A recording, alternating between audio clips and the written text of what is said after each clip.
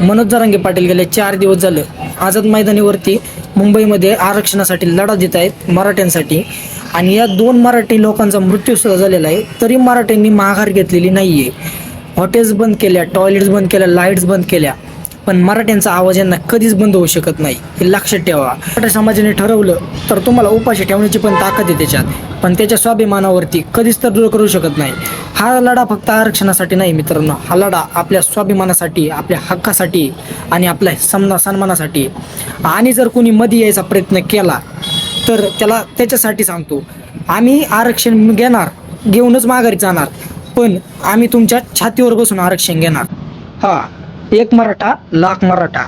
Jai Shivray, Jai Jijau.